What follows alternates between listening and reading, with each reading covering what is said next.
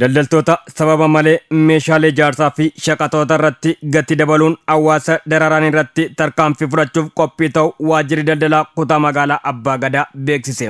Waajjirichi gatii malee dabaluun itti gaafatamummaa fi adabbii seeraa hordofsiisuu irratti hawaasa daldalaaf leenjii hubannoo cimsuu kenneera. Leenjii kanaanis daldaltoonni seera daldalaa kabajuu, oomisha qulqulluu dhiyeessuu fi sirna gurgurtaa sirrii fayyadamuu akkasumas balaa daldala seeraan alaa irraa maddan hubachuun akka ittisa gochuu danda'an irratti xiyyeeffachuun ibsameera. Itti gaafatamtuun waajjira daldalaa kutaa magaalaa Abbaa Gadaa Aadde Tigist Lammeessaa kaayyoon leenjichaa haala yeroon wal qabatee daballii gatii malee meeshaalee garaa garaa irratti taasisaa jiran hambisuuf dursa hawaasa daldalaaf leenjii kennuun hubannoo gahaa akka argatan gochuuf akka ta'e dubbatan. Kaayyoon leenjii keenyaa guyyaa irraa haala akkuma beekamu biyyattii keessa jiruun ittiin wal qabatee daballiin meeshaa adda addaa irratti gaggeeffamee waan jiruuf daldalaa keenya biratti akka kutaa magaalaa Abbaa Gadaatti isa kana sababeeffachuudhaan jalqaba hawaasa keenyaaf daldala kutaa magaalaa keenyaaf hubannoo kennina isa jedhuun ejjennoo qabanneetu qaama seeraa keenya ilaallatu leenjii gabaabaa akka kennaniif tarkaanfitti deemuun jira. Isa kanaan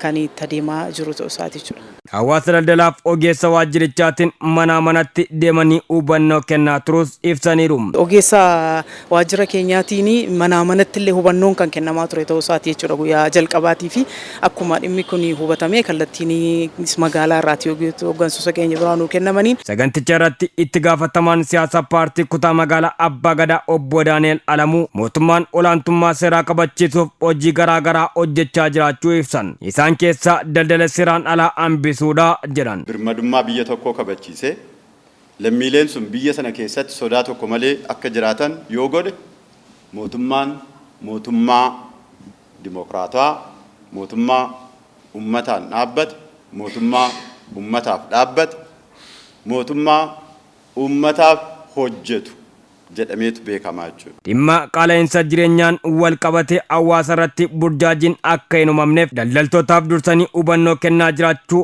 abbaan adeemsa ijaarsa dandeettii fi leenjii waajjira daldalaa kutaa magaalichaa obbo Ashannaa fi Tasfaa dubbatan. Leenjiin keenya guyyaa har'aa kun haala yeroo wajjin wal qabatee dhimma qaala'insa jireenyaa fi daballii gatii malee wal qabatee hawaasni keenya miidhaan irra akka jiru hubataa irraa ilaalaa jirra.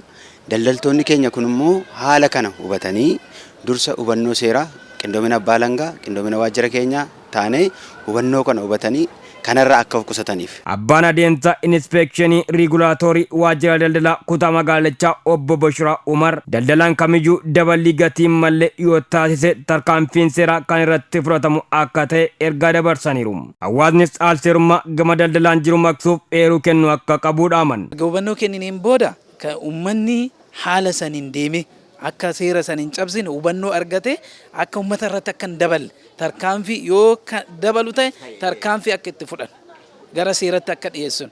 Kanaaf kana eeganii seera akka hin cabsine hubannoo argate uummata keenyaaf karaa seeraaf seera qabeessan akka gurguruu fi daldalaan keenya jechuudha. Hirmaattonni leenjii kanaas hubannoo argatan gara hojiitti ni hiiknaa jedhan. Illee kanuma tarkaanfii goone akka muuxannootti fudhanne waanuma jiru uummata keenya sirriitti tajaajiluuf waadaa galleerra.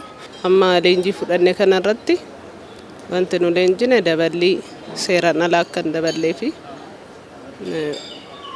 haala mootummaan yookiin qajeelfama nutti kennameen akka hojjennuuf leenjii gaarii nu kennanii jiru.